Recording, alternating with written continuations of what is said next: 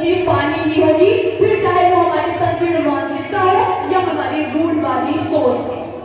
हमारे देश की महान विरासत, हमारी संस्कृति और हमारी सभ्यता पर हमें गर्व होना चाहिए, क्योंकि इसने हमें स्वर्णिम काल दिया है।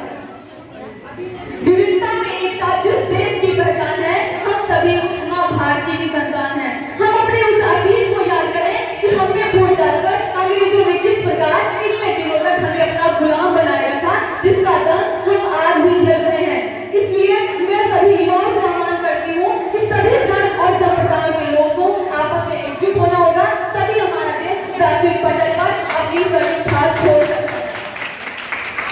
हम सभी अपने अधिकारों की तो बात करते हैं, लेकिन जब कर्तव्यों की बात आती है तो हम दूर हट जाते हैं। मैं सभी से कहना चाहती हूँ, साथ साथ हमें हम देश के प्रति अपने कर्तव्यों को जानना भी होगा और उनका निर्वहन भी करना होगा। हमें अपना पूरा ध्यान केंद्रित करते हुए आगे बढ़ना है और भारत को बुलंदियों तक ले जाना है। हमारे प्रधानमंत्री जी ने कहा कि जब हमारे सपने बड़े होते हैं, जब हमारे संकल्प बड़े होते हैं, तो पुरुषार्थ भी बड़ा होता है और हमारे सपने जरूर पूरे होते हैं। हमारा तो इतना स्वर्णिम इतिहास रहा है कि हमारे देश के जाबाजों ने, हमारे राष्ट्र नायकों ने असंभव कार्य को भी संभव कर दिखाया है। हम मंगल पांडे को कैसे भूल सकते हैं, जिसने 1857 की क्रांति में अकेले पूरे भारत में क्रांति का बिगुल फूंक दिया। नारी शक्ति की अद्भुत मिसाल रानी लक्ष्मीबाई, जिसने अंग्रेजों से डट कर लोहा दिया था। हमारे नायक नेताजी सुभाष चंद्र बोस, जब भारत गुलामी की बेड़ियों में जकड़ा हुआ था, तब उन्होंने भारत के 15,000 वर्ग मील क्षेत्र को अंग्रेजों से मुक्त बनाया और अखंड भारत की पहली आजादी सरकार का गठन किया। इसलिए ये संकल्प हमारे लिए इतने असंभव तो नहीं है। अतः हम सभी को एकजुट होकर आगे बढ़ना है और हमारे प्रधानमंत्री, हमारे राष्ट्र नायकों के सपनों को पूरा करना है और भारत को विश्व गुरु बनाना ही होगा और भारत के तिरंगे झंडे को बुलंदियों तक ले जाना होगा। अभी तो और ऊंचा होगा मेरा तिरंगा, अभी तो और ऊंचा होगा मेरा तिरंगा, अभी तो और ऊंची होगी मेरे इरादों की इमारत। बस कुछ वर्ष और फिर पूरा विश्व बोलेगा जय हिंद जय Bharat. Thank you so much. जिला स्तरीय युवा उत्सव लाल बहादुर महाशास्त्री महाविद्यालय के तुलसी सभागार में हो रहे इस कार्यक्रम में आए हुए सभी अतिथिगण, हमारे कॉलेज के सभी पदाधिकारी, प्राचार्य महोदय और कॉलेज की वाइस प्रेसिडेंट आदरणीय भास्कर सिंह जी, अभी हमारे यहाँ गुरुना जिला के एसएसपी सांसद श्री कीर्तिवर्धन सिंह जी आए थे। हम उनको सलाह प्रदान करते हुए आपके समक्ष अपनी बातों को रखेंगे। साथ ही साथ जिला स्तरीय कार्यक्रम के जितने भी संयोजक या आयोजक पदाधिकारी हैं, उनको भी उनका आभार व्यक्त करते हैं कि जिन्होंने एक सुनहरा मौका दिया हमारे यहाँ के विद्यार्थियों को अपना विचार, अपना मत, अपनी कलाओं का प्रदर्शन करने के लिए। जब हम कोई लक्ष्य निर्धारित करते हैं, जब हम अपने जीवन में किसी लक्ष्य को घेरना चाहते हैं, ऐसी स्थिति में हमें समय अवधि बनानी पड़ती है। देश में जितने भी पद, जितनी भी संस्थाएं हैं, उनकी हर एक की अपनी एक समय अवधि होती है। सन 2022 में जब हमारे देश के प्रधान सेवक आदरणीय प्रधानमंत्री नरेंद्र मोदी जी लालकिले से अपना भाषण दे रहे थे, तो उन्होंने अपने एक विचारधारा कहा जाए पंच प्रण, जिसे हम 5 संकल्प भी बोल सकते हैं, तो उन्होंने देश के सामने रखा। देश की 130 करोड़ जनता के साथ में उन्होंने ये शपथ लिया कि हमें अपने देश को आने वाले 25 वर्षों में किस प्रकार विकासशील से विकसित देश बनाना है। हमारे देश में आजादी के 75 वर्ष बीत जाने के बाद जिस तरह से हमारे देश के महान लोगों ने, जिस तरह से हमारे पूर्वजों ने संघर्ष किया है और एक सुई से सुव्यवस्था तक का सफर किया, एक रुई से एक राजक तक का सफर किया है, तो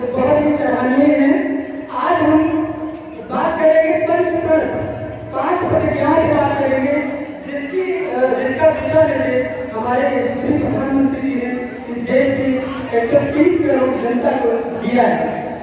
पहला पहला सबसे बड़ा संकल्प है भारत को विकसित देश बनाने का। अपने आप में इस पर काफी लोगों ने बोला है। दूसरा जो संकल्प है गुलामी से आजादी की बात कही गई है। हमारा देश आजाद हो चुका है और ऐसी हम देखा जाए तो हमारे देश में अतिथि देवो भव सर्वभौम सुविधा का जो है चलता है। हम लोग इस पे चलते हैं। हम लोगों ने आज तक इतिहास के बारे में कभी भी हम लोगों ने राह नहीं खाई, लेकिन अगर देश के स्वाभिमान की बात आती है तो हम लोग चुप नहीं बैठते हैं। और ऐसे ही आज इस देश की युवाओं के सीने में है जो हमारे देश को विकसित होने में सबसे ज्यादा सहायक साबित होगी। जब हम बात करते हैं एकता की, विश्व स्तर पर देखा जाए तो हमारे देश में जितनी एकता है शायद विश्व में कहीं देखने को मिलेगी। हमारे अगर किसी राष्ट्र की प्रतिवर्ती मतलब आय है तो उसको विकसित मान लिया है। और हम भी कह लीजिए कि आने वाले 100 वर्ष पूरा होगा 2045 में अपने राष्ट्र को हम पंच प्राणों के साथ हम है। जब तक पर्वत के जाते पाँव पर मानव जब जोर लगाता है पत्थर पानी बन जाता है। अर्थात जो युवा शक्ति है ये कुछ भी करने में सक्षम है, कुछ भी कर सकती है। लेकिन आज जो युवा शक्ति है ये कहीं अलग किसी दिशा में अपना समय व्यतीत करती है, क्योंकि इसे देश से मतलब लगाव तो है, लेकिन कहने का मतलब कह जा रहे हैं कि कुछ भी बदलने से देश नहीं बदल सकता। हमको स्वयं बदलना होगा देश को बदलने के लिए। नारियों को भी बदलना होगा, क्योंकि आजकल कुछ ज्यादा ही कर की बात हो रही है। हमें लगता है कि मतलब जो देश है देश को विकसित बनाना है, अखंड बनाना है, इसके लिए युवाओं को सब कुछ त्याग कर पूरा का पूरा समय देश के हिसाब भी बनाना होगा। कहते हैं कि हनुमान जी को भी अपने बल का याद नहीं था, तो उन्हें जामुन जी में बल का याद दिलाते हैं। उसी बात युवाओं को अपने बल का याद नहीं है। जामुन जी हनुमान जी से कह रहे हैं कौन समय बल कौन समाना का तुम सारे रहो बलवाना, कौन सो काज कठिन जग माही जो नहीं हो तात हो पाही। अर्थात हनुमान जी का संघर्ष विचार रूप धारण करते हैं और कुछ भी करने में सक्षम हो जाते हैं। ठीक इसी प्रकार हमारे देश की युवाओं को एकजुट होना होगा और देश को अखंड बनाना होगा। सिर्फ कुछ भी कहने से देश अखंड नहीं हो सकता, उसके लिए हमें बढ़ कर कदम बढ़ाना होगा। इसी के साथ भारत माता के जयकारे के साथ अपने वाणी को विराम देंगे। भारत माता के, भारत माता के।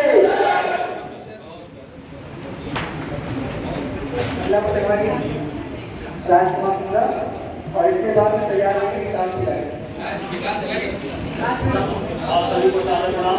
मैं राजकुमार दिए गए विषय अमृतकाल के पंचक्रम पर है। पंखों से कुछ नहीं होता साहब, हौसलों में उड़ान होती है, हौसलों से उड़ान होती है।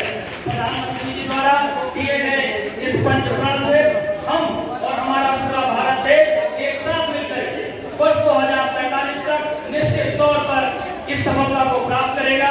किंतु महोदय इतिहास गवाह है कि हम भारतीयों को कभी भी बैसाखियों की जरूरत नहीं पड़ी। जहाँ भी हम भारतीय एक साथ कदम से कदम मिलाकर खड़े हो गए, सफलता ने निश्चित तौर पर हमारा कदम चूमा है।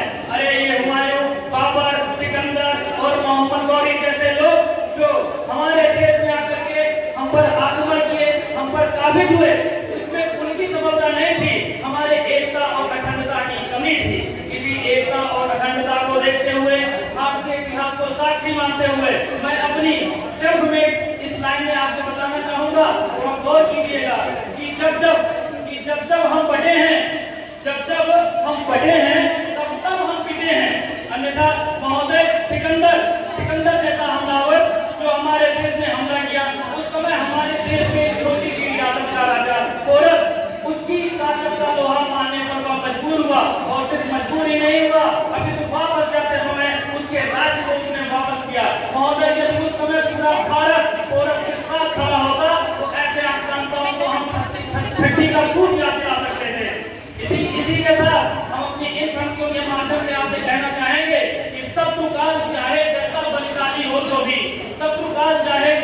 शक्तिशाली हो तो भी उसे मिटा देने का हमें गम है।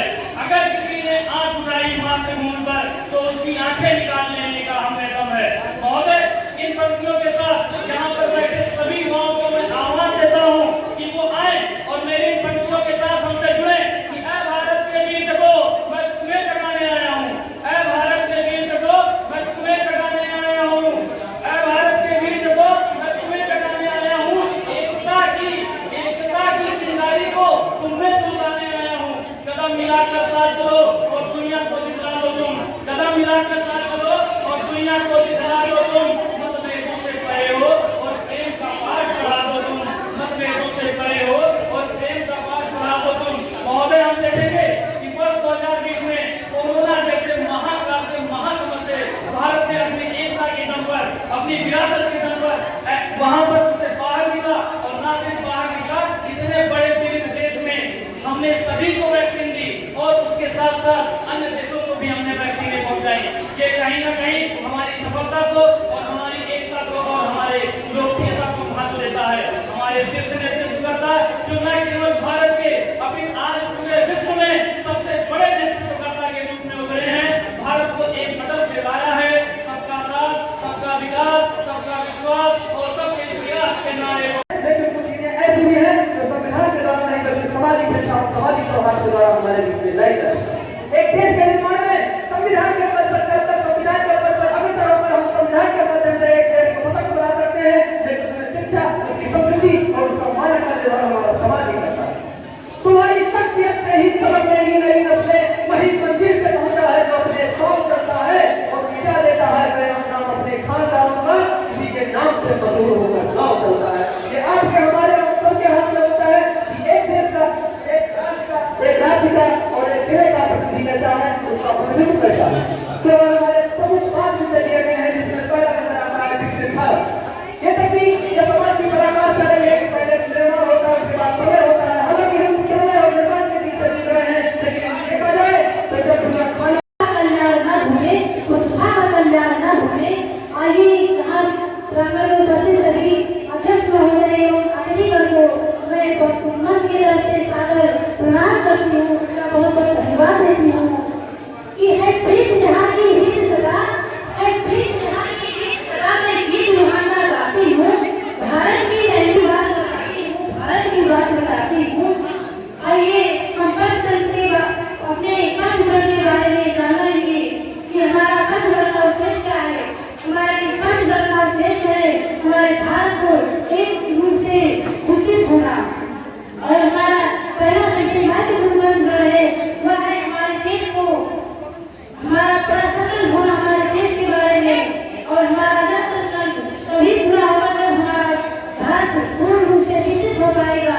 और हमारा दूसरा प्रण यह है कि हमें किसी भी रूप से गुलामी नहीं देना है और हमें अपने हमारे देश को आज 75 वर्ष हो गया में गर्व होना चाहिए। और सभी को देश के समाज से ये बताना चाहिए कि हमारी विरासतें कितनी ऊंची है और हमें सभी का मूल्यों से जो है जागृत करना चाहिए, तभी हमारे भारत का निर्माण हो पाएगा। हमारी छोटी विरासत में हमारी एकता और राष्ट्र की अखंडता, जब तक हमारा देश रूढ़वादियों में लिपटा रहेगा, ऊंच नीच भेदभाव में लगा रहेगा, जातवाद, क्षेत्रवाद, धर्मवाद में फंसा रहेगा, तब तक हमारे भारत का निर्माण होना बहुत मुश्किल है। इसलिए हमें अपने भारत देश को रूढ़वादियों से ऊंच नीच के भेदभाव से परे रखना होगा और एकता को, सभी देश को एकता के